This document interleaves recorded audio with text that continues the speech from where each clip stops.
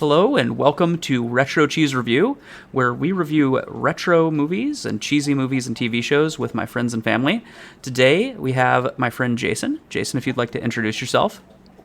Sure. How's it going, interwebs? I'm Jason, Trevor's friend, partner in crime for a long time. I don't know. He must have something on me because here I am. So please don't publish that video. Today we'll be reviewing Con Air, which, oddly enough, when I asked Jason to review this with me, one of my favorite movies, found out it's also one of Jason's favorite movies, so I don't think it's going to be like some of our other reviews where I've got a friend who hates me for making them watch, a movie. It's one of these movies that I think that we both love. Yes.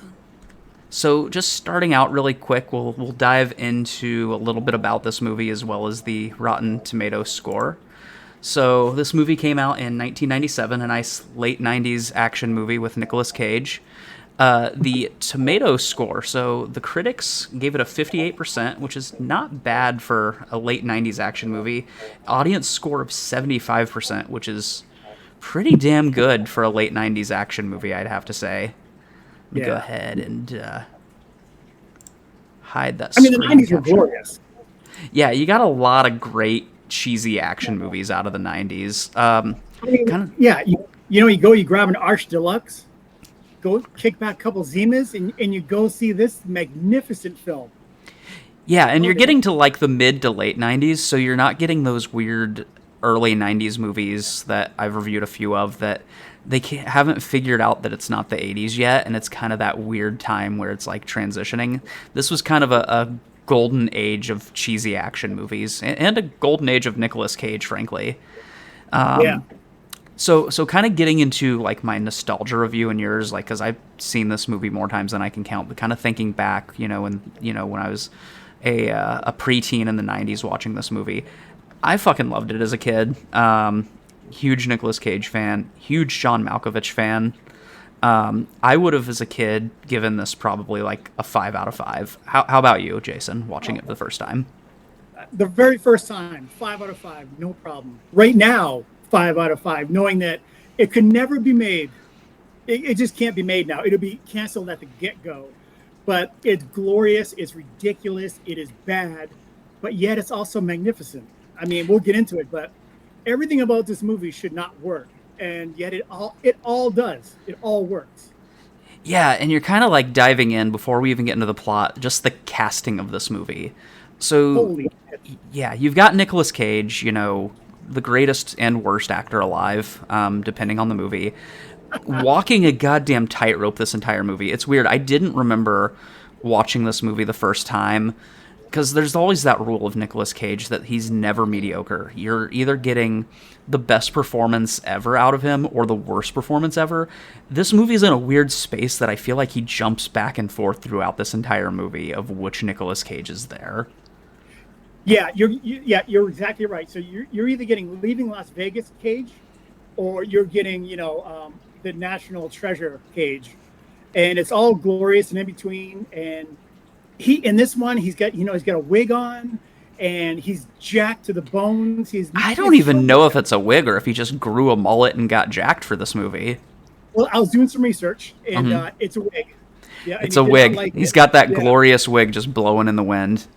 Yeah, I was telling Trevor earlier that I fired up some AI before this and getting just some little nuggets in here, and that was one of them that they were telling me that he hated his hair. The wig was causing him to sweat profusely, but this is a sweat-heavy film, which we don't get anymore either. That's another thing. You've got very sweaty Nicolas Cage in a terrible Southern accent, just frankly. It's weird because I didn't think about it until I watched this, and I went back and watched. He uses the same damn accent for Kick-Ass. And it doesn't even make sense because in Kick-Ass, he's like a New York-based cop with a Southern accent. Well, and the beauty of this whole movie is when you go through it and you see Malkovich in there, Malkovich looked back on this movie and said, you know what? You think Cage had a horrible, shitty accent? Wait till I play Tony KGB in Rounders.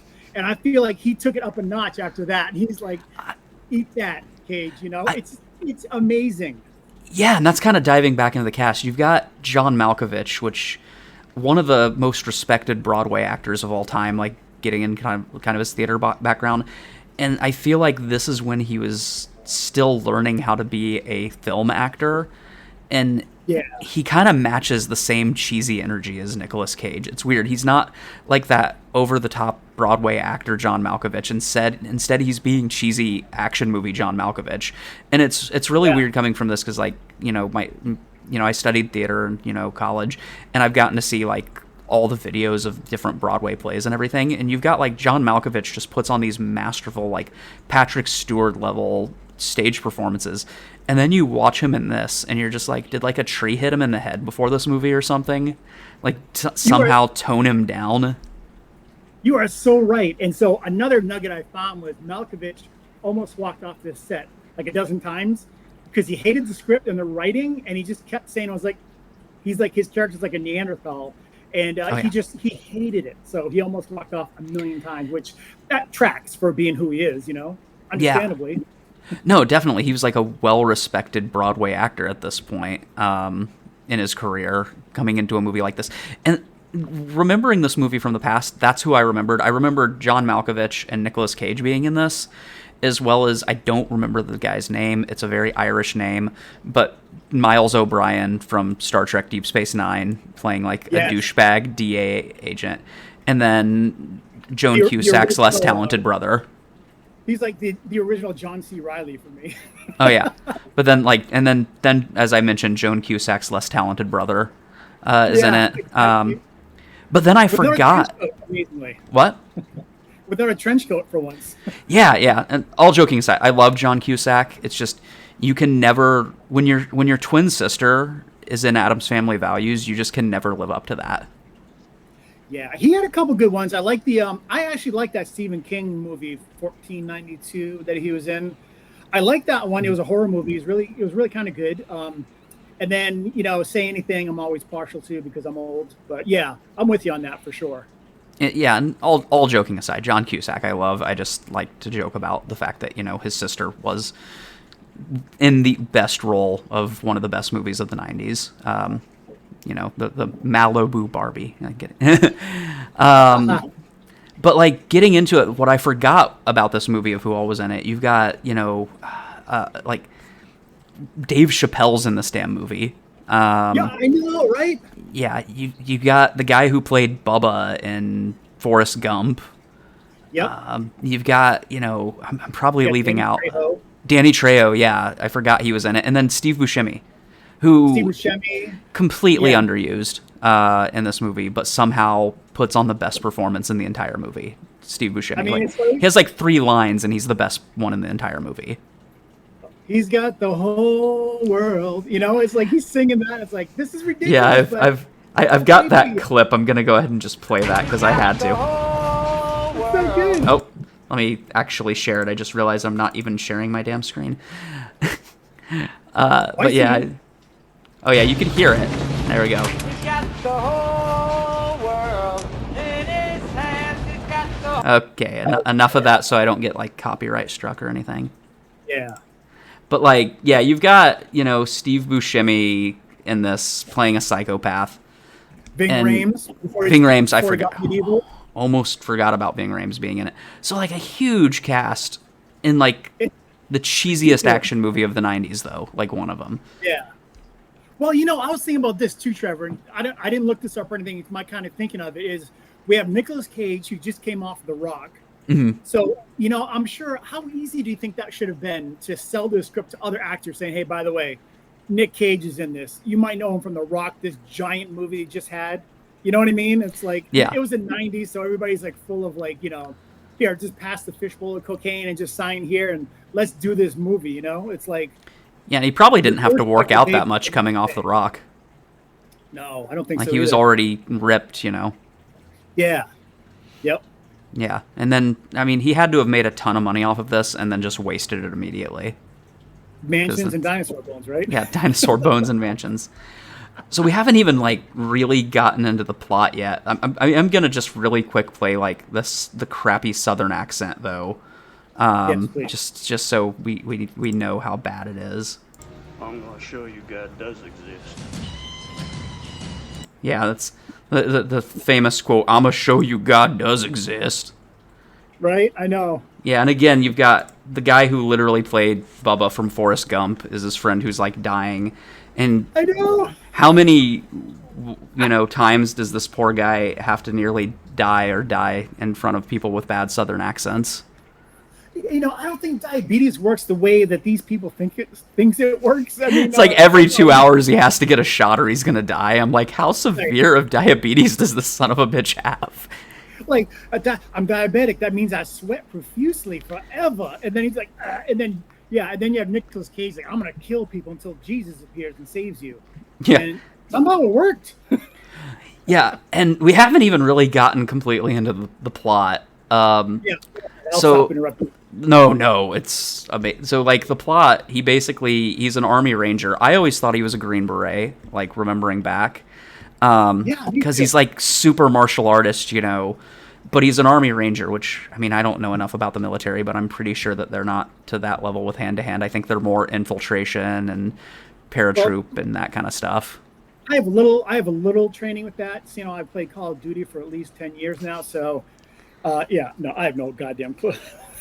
Yeah, and there's some military hating redneck weirdos at this bar that are hitting on. He just came off like the military, and he's with his wife, and they're hitting on her, and they decide because he tells them, "Hey, I want to dance with my wife," that they're just gonna kick his ass for some reason, despite him clearly being a heavily decorated, military. And last I checked, white trash, rednecks, which is weird because I don't know where it's set, but they're somehow near a coastline and there's like white trash, so it's got to be Florida.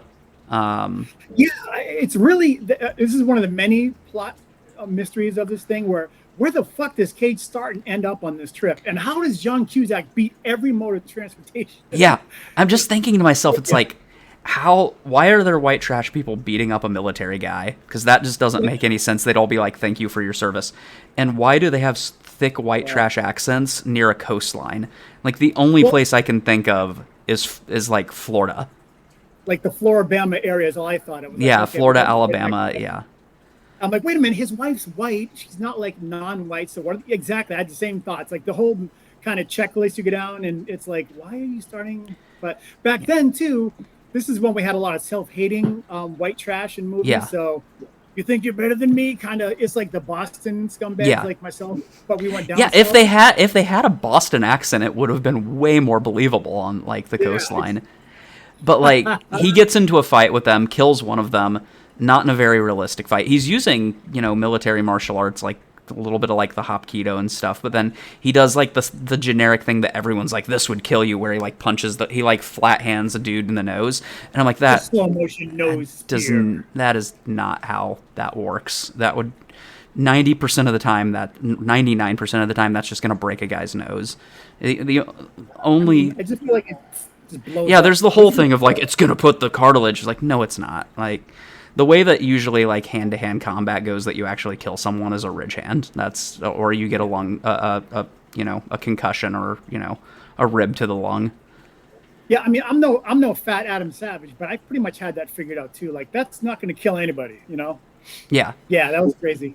We'll bring in Rob to do a rant of why it wouldn't kill anyone, and then have him go on like a 20-minute rant of how to kill someone with his bare hands. He could probably talk for hours about that. Yes, you could. Creepily, yes. Yeah. But yeah, like our good friend. He somehow gets sent to prison for like 7 or 10 years or some crap, even though he's military, because they're like, you're military, so you should be held to higher standard. Like, that would never happen. The guy pulled a knife on him. You're allowed, in most states, you are allowed to kill someone with your bare hands once they pull a weapon on you. Like, that is self-defense, even if you're fully trained. And if you're in a zone, an area of this nation where that twang is of that level, you have stand your ground. You can shoot them for. Here's the thing: if you are a trained martial artist, in some states they do consider your hands to be the equivalent of using a weapon. That is a true law. That's like fact in several states.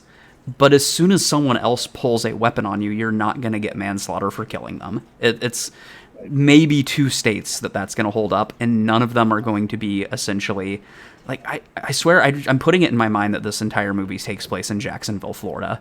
And I apologize if anyone viewing is from Jacksonville, Florida, but you know what I'm talking about if you're from there. They just came out of a Shoney's. the last remaining Shoney's, and had to wrestle an alligator in the parking lot to get back in their car. We have a lovely life, and I just had a plate of bacon. I do declare. I don't know, for some reason he gets all old-timey Southern for me, but old-timey. Yeah. I don't think it's like that in Jacksonville. No. But like he ends up in jail, and then like they really skip through the whole jail thing, except he makes friends with Bubba. I didn't even learn his name because he didn't really say diabetes guy. And then for some reason, he's getting released, but he's on his transportation. They decide to put all the worst criminals on the same airplane to transport them across country, and that's where the action movie ensues. Nicolas Cage, because the criminals take over the plane predictably, and Nicolas Cage just has to go full Nicolas Cage Army Ranger on them, and that's really the plot. Somehow they crash land in Vegas. They're okay. Oh, yeah. Everyone's okay with Steve Buscemi escaping, despite the fact that he murdered children and stuff. Because clearly he's the lovable serial killer. Well, So the minute he gets arrested and he's put in jail, it all happens so quick. You're right. They yada yada it. He's out. Somehow he survived and didn't have there wasn't any type of race riot inside. He didn't have to join the Aryan Brotherhood. They do show a riot, and he's just ignoring it. Like a very quick montage, and he's just like, I'm rolling over in bed. This ain't my problem. It's not my problem. I'm looking at my girl. Then he touched her photo on the wall? He touches her photo. He's not even seen his daughter, because his wife was pregnant when the fight happened. And he's like, it's like, well, she could have visited you, and I'm not having my daughter see me in prison. And it's like, your kid's 8 years old, and she's never seen you, dude. That's messed up, yeah.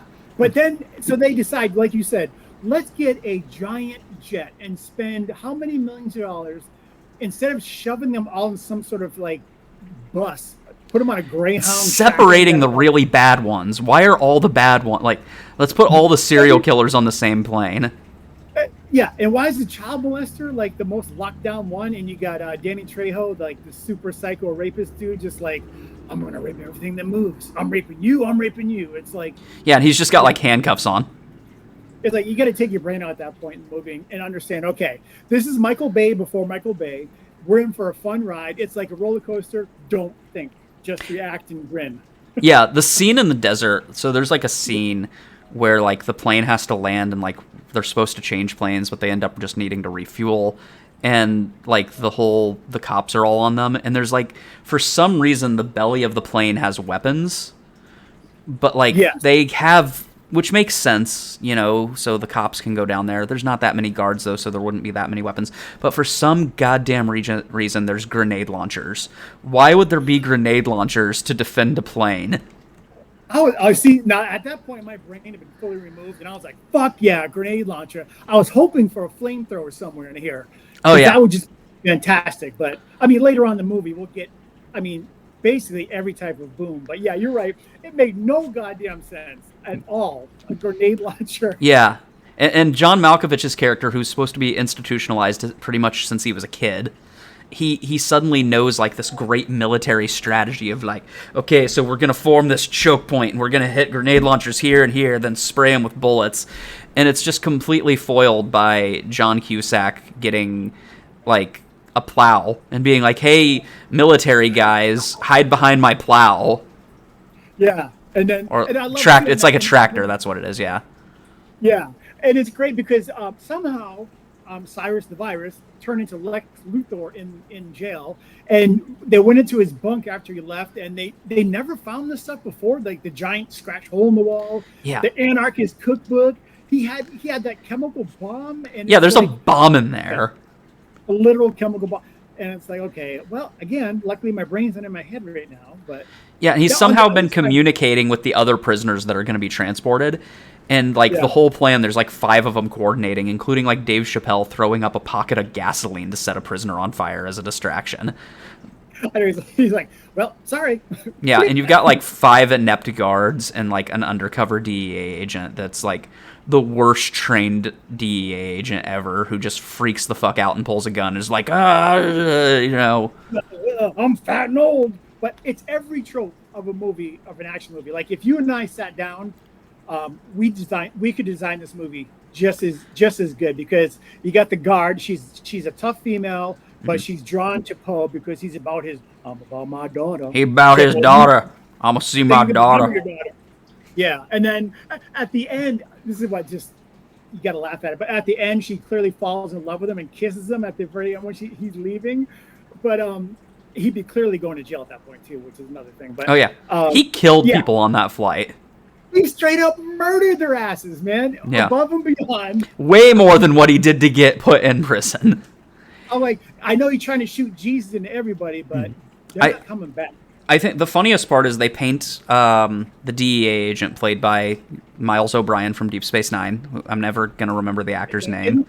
I think his name, maybe, is his name Duncan in the show? Something. He has a very Irish name in real life. He plays Charlie's dad in Always Sunny also.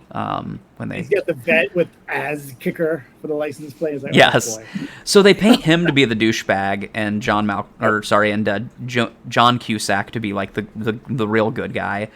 But one of the most douchebag things he does is he's going to shoot down the plane, which has at this point like 2 guards left. There's like 2 or 3 police, or prison guards left in it, and like 2 good prisoners.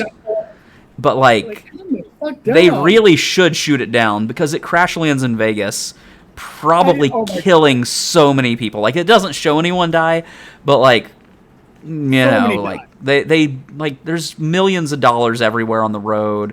The Hard Rock Cafe. It's funny. I just reviewed with our friend John the Honey We Blew Up the Kid, and it's the same guitar that the kid rips off of the Hard Rock casino that they just fly right into and just trash. And it's like that poor guitar. They just hated that thing in the 90s. Yeah, and then I love it too. It's so cheesy that once they crash, of course it hits a jackpot that goes off, and coins go everywhere. Yeah. Nobody in the plane is actually strapped in. I noticed that too. They're all shirtless and sweaty. Oh yeah. And it's like, let's all like walk out now. And yeah, oh my God. Danny Trejo gets his arm ripped off because he's like cuffed where Nicolas Cage beat him up for trying to rape the guard. Oh my God. I mean, every trope, every horrible trope you can think of. And they had the one kid who is clearly gay, and you can tell the producers who are just like old dudes are like, make it as gay as possible. What would a prison gay be like? And then just put it out there. It's like, oh my God. And then, you got the female guard falling in love. And then you've got Danny, who's like, dude, this guy is like on Cialis 24/7 for the last 10 years. Yeah, he is all about just rape. Like they're in the middle of like, the cops are trying to kill all of them. And he's like, you know what? I'm going to go rape the guard. I gotta go bust one time. Yeah, and because you need Nicolas Cage to step in and rescue her. That's the reason. Oh, yeah, the minute he saw Danny Trejo, you knew he's going to either kill Danny Trejo or be the reason that he ultimately dies. Yeah, and I think that nice lady. One of the other things is, again, Steve Buscemi is like painted out to be like the worst serial killer ever. He's the Hannibal Lecter, but he's redeemed because for some reason in the middle of the desert when they're refueling, he sees some trailer trash girl and didn't kill her. So it's like, oh well, he's obviously a nice guy. He didn't murder this little girl. He's fully redeemed. So they let him get away to probably kill again. There's no medicine for my disease. Yeah, it shows him like gambling with like a Mai Tai at the end. But the best part is you get to the end of the movie, what should be the end of the movie. They've landed the plane, they crashed it, there's cops everywhere that should really be locking down all of these criminals, but for some goddamn reason, the 3 main bad guys get away on a fire truck because the cops are that incompetent, which literally they're just like thinking to themselves, how can we get John Cusack and Nicolas Cage to have a final like showdown with John Malkovich? And it leads to an awesome motorcycle chase and Nicolas Cage just murdering John Malkovich.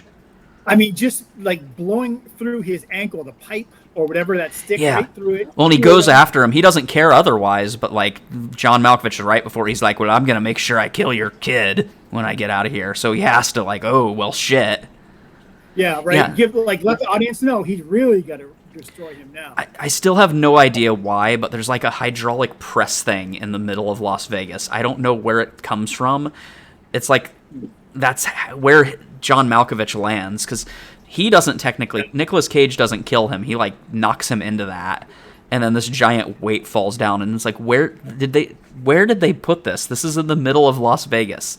I've been to the Vegas. Yeah. I've been to the Vegas Strip, Fremont Street, which would have been the Vegas Strip in '90s. There are no hydraulic presses there. It's just one of the things that baffles your mind. But he's like, wow, great explosions, and you're in for the ride though. It's glorious. It's cheesy. It's glorious. Yeah, there's literally even slow motion Nicolas Cage running away from an explosion. It's great, and his hair is. I think every time we see his hair, it's slow motion, at least on the hair. They purposely have him stop and have it blow in the wind a few times. Oh yeah, it's glorious. He steps out into the sunshine. He's just like, "I declare my hair is marvelous." Yeah, the first thing he says when he sees his wife is, "I was gonna get a haircut." Yeah, covered in gore, but here's my blood bunny. Where's my little dog? Got shot in the arm, not even bothering to get like. He's just got like gore some like everywhere. He's just got like a ripped T-shirt on it and not going to the ambulance because he's got to see his kid, you know. And can we just talk about the kid? Why the fuck is the kid even here? No, like it's not safe. Keep that kid. Like, isn't there someone to watch that child? She's gonna be the next Cyrus. Yeah, I mean? And then your blood-soaked, mud-covered dad hands like a nasty freaking prison bunny that he saved up for that's been in the mud and has blood on it and stuff. And it's like, I got you a birthday present. Yeah, hug on this blood bunny and just, Jesus is real. Hang on and pray. It's like... Some of that blood's not mine. I hope you don't catch something. Yeah, get tested. We got a kit right over here. So, like, yeah, getting through the plot now, like, rewatching it, would you still say, like, 5 out of 5? Absolutely. It's one of those movies that it's fast food, right? Yeah. Every now and then, you can't eat this shit every day. There will be repercussions and consequences, but if you go through and you watch it, and you just have to remember it's of its time, almost 30 years ago. Good God, almost 30 years ago. God world. And it's fun. It's ridiculous. It's almost like, especially like when they're in the desert. I got a very like, this is like what Fallout, like a Fallout knockoff game would have been back then. Oh yeah. Like these are villains. You'd find a random trailer park in the middle of the apocalypse. I mean, there's nothing around this trailer park, and the girl's inside the pool on a table. No parents anywhere. No parents anywhere. Nothing. So yeah, it's like you got to go into it like that. Just enjoy it for what it is. It's just a fun ride that has no nutrition to it at all, but at the end of it, you enjoy it. So, what about you? Would you still give it 5 out of 5? You know, and I've kind of fallen away from action movies as I've gotten older, but it's hard for me to let my brain not get into the nostalgia of it. There are things about it that I remembered better than they actually were. Nicolas Cage's accent was far worse. It's very, very cheesy. It's way cheesier than I thought it was in the 90s. But I still love it, and I would still give it at least like a 4 out of 5. Like at least like a solid 4. Yeah. Yeah, it's hard to, I was thinking like modern day, even like within the last 5 to 10 years, what kind of movies do we have to stand up to that? And we have stuff like the Fast and the Furious franchises that are ridiculous, but they don't compare. They don't compare. They don't hit. They're trying too hard. Way too hard. And then the John Wick, those whole actions, they're on a different level. Those are good. No, those are somehow like, and I haven't reviewed any old Keanu Reeves movies, but like we can't compare it to John Wick because somehow Keanu Reeves, since the 80s and 90s, figured out how to act. Well, did he? Well, I mean, he's just become so badass and likable that nobody gives a shit.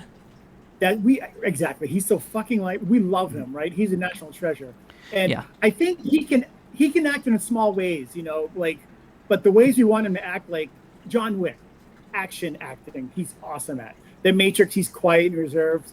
But then you get into like Wild Stallion, and like that hits a nerve for me. I love those. But people, Yeah, I do. It's But I think Private Idaho. that's like one of the biggest differences is Nicolas Cage. He could be as buff as The Rock, and I still would think this guy's just going to talk to me about science and math. He's not that intimidating. Whereas Keanu Reeves, I feel like, could be completely emaciated, and I still believe you that he could kill me with his pinky. Yeah, yeah. And from what I've read, at least, people might say otherwise, I don't know, but it seems like Nicolas Cage is a really chill, nice dude when he meets people in person. I've heard he is a complete nerd and like talks a lot, but like nice guy. And I mean, this is coming from someone who talks too much as a nerd. Yeah, you really do, but no, it's such a fun ride. I mean, if you're watching this and if you've never seen it, I highly advise you go check it out. It's fun, but just remember, it's like that popcorn and that sugary drink at a movie. You're going to consume it and then you're going to be done with it and walk away. And don't think about any like, what is this talking about when it comes to society or anything like that. There's none of that. Yeah, it's just fast food and it's fun. Yeah, if you want to check out like the purest form of 90s action movies, check this movie out. I think that I'm going to go ahead and call it there. We're at a little bit over 30 minutes, but thank you again, Jason. I really appreciate you being on this. If you enjoyed this video, please give us a like and a subscribe, and go ahead and leave a comment suggesting, what other videos you'd like us to review. And thank you all. Bye.